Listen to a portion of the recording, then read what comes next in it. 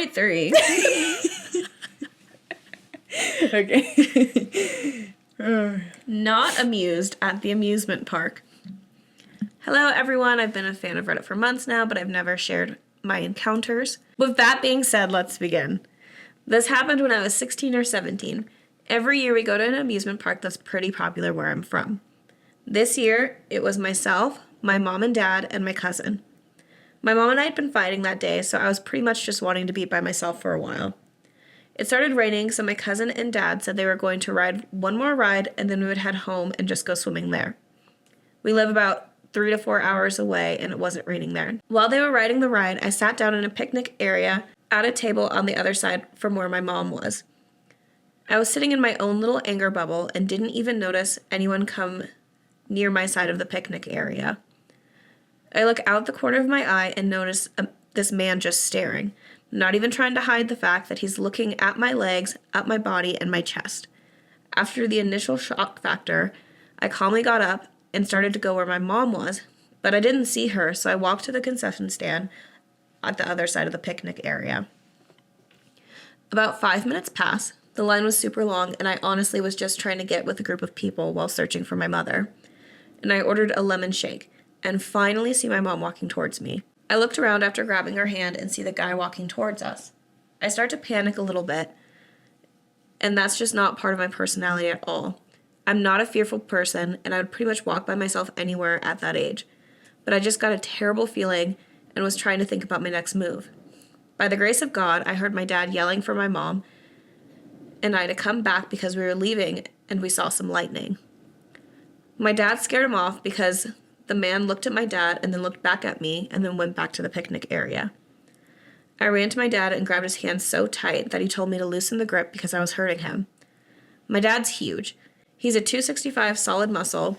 We always played the game where we would squeeze our fingers as hard as we could against the other one's finger to hurt them, and my dad never got hurt by me once. So if he said I was hurting him, then I was squeezing tight. After we got to the car, I told him what happened, and my cousin and my dad wanted to go back, but I said no, let's just go. I thought I saw him in a car as we were pulling out and follow us a little ways down the street. We were coming up to a stoplight that was turning yellow, and my dad took it, and this was close to being considered running a red light. As I looked back, I saw that the car didn't take it, so I was either paranoid that the guy was following us, but didn't feel like running a red light. For a few months, I didn't really want to go anywhere alone and had nightmares of the guy catching me alone somewhere. I've never been a drama queen, and I hope it doesn't seem like I am one or I'm a chicken, but I have strong gut feelings, and I knew the guy wasn't just wanting to chat about the weather. I hope you enjoyed the story as much as I didn't enjoy the experience. Lol. Lol. What a creep. This is a pretty, common tactic for creepy people at amusement parks, and it's unfortunately gotten more and more common as time has gone on, and people have caught on to the fact that they can do this. But, I mean, creepy guys will go up to girls at an amusement park and just, take them away because it's so crowded. Yeah. And normally you think, oh, it's, crowded, so people will help me. It's quite the opposite. Wrong. Yeah. People see you screaming and trying to get away, and everyone just kind of turns around. Yeah. Which is so unfortunate. Yeah. So they figure someone else will help. Yeah, and that's one thing. Sarah and I actually were just talking about this the other day, but there's the red shirt theory or whatever it's called, where if you are in need of something, you got into an accident or you need help, you're supposed to point at a specific person and be like, you call the police right now. Yeah. Because otherwise, people are going to assume that somebody else is taking care of it. Right. So it's you have to make it somebody's direct job to help you, or you're not going to get help. Yeah. Everyone's going to assume, oh, yeah, somebody else is taking doing care this. of that. Yeah. Yeah. Yeah, because if you're somebody call the cops, people are going to be like, Did you got do it? Did you I didn't do it? Yeah. Yeah. So, yeah, you have to be hey, you. So, you're getting dragged away. Or, you look at somebody as, you're in an amusement park and you're like, hey, help me. This person behind me is not who they say they are. I need you. You right there. Eye contact. Help me. Yeah. So for all Call of them you out listeners specifically. out there, if you didn't know that, be the person. be the person that helps, whether or not you think somebody else has helped or not. If somebody did not look at you or did not look at anybody else and say a specific person, be the person. Right. Yeah. Because nobody Just else assume is, yeah. that no one else is doing it and do it. Exactly. Yeah. Because I'm sure first responders would rather have Multiple calls than no calls. Exactly. And if you're not, there's always non-emergency dispatch, which I do say you should have in your phone anyway in case something comes up. Yeah. And you're like, okay, this isn't, no one's dying, but this is something weird. Yeah, this is something that needs to be documented at least. Yeah. But yeah, no, this is something that they put in a lot of, the wind is winding. It is, yeah. This is something that they've put in a lot of like true crime shows. Like Criminal Minds has an episode where they go to a carnival and their kid gets stolen. There are I'm sure plenty of other instances where this is portrayed, but it's a scary world. My mom used to drop me off at Six Flags in the summer when I was a kid because we had season passes and we had meal plans. So she would drop me and my sister off in the morning and be like, I'll pick you up later. Huh. And we would go around the amusement park all day by ourselves because, like, we had breakfast, lunch, and dinner already planned for us. Like, we could go anywhere in the park and get our food. Yeah. We got one snack. We get drinks, you know, like... Yeah. Honestly, as a kid, awesome. As a kid, looking back... Someone who could be a mother... Yeah. I'd be so stressed. Yeah. But it's like one of those things that you don't really think about until it happens, you know? Right. So now, like, looking back, I'm sure with how many events there has been in that time span, like, I'm sure my mom would never. But, but like, back then, you don't think Times about have it. changed. Yeah. So, I mean, again, another gut feeling. Yeah. Trust your gut. Better to trust your gut and get yourself out of there than...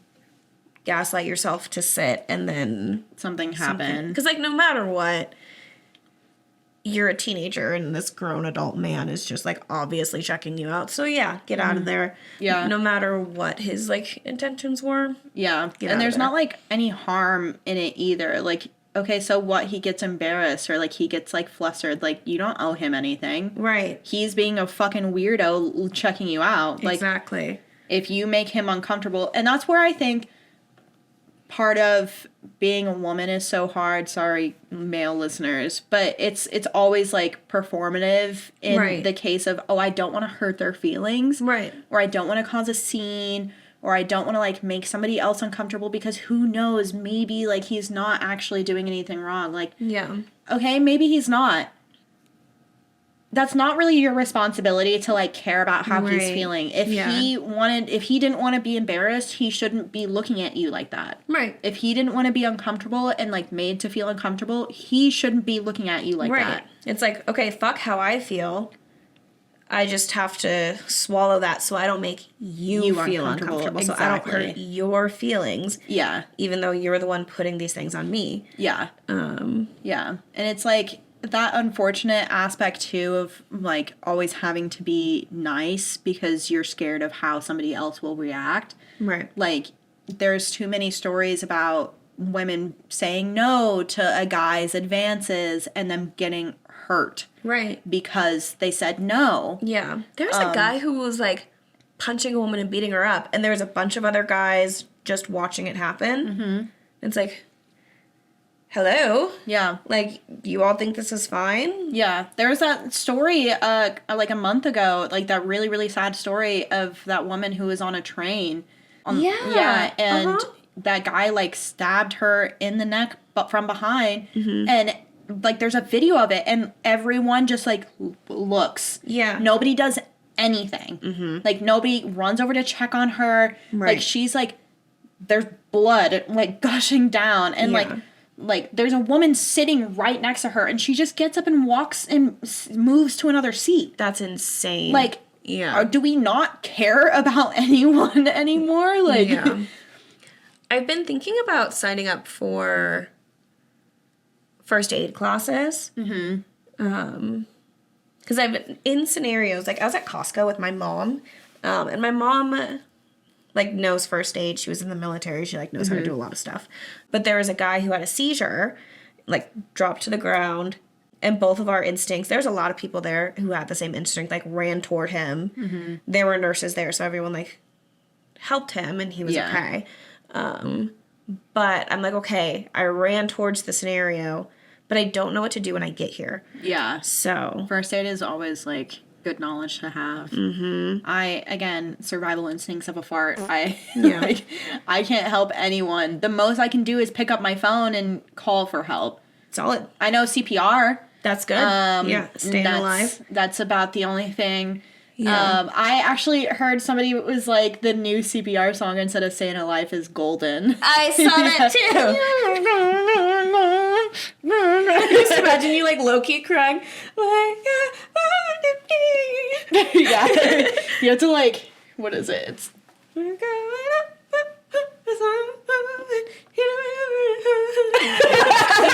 something be great about. Yeah. But that's all I know. I don't know anything else. Like, I don't know. I know how to help. do Heimlich maneuver. I know how to do EpiPen. I think you stick it in their thigh. Yeah. You have to do it with force because that's the only way to like get it to come out. Yeah, because there was a kid in my preschool class. He was allergic to sunflower oil and a few other things.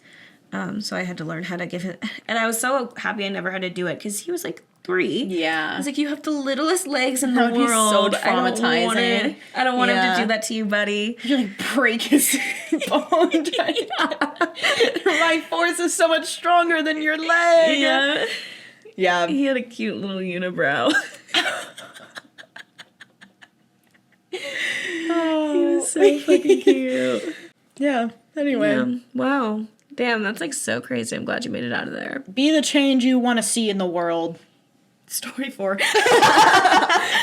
If you enjoyed that little story, be sure to watch the full episode here.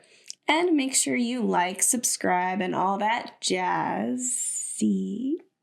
Jazzy? I see what you did there. Wait, what was that?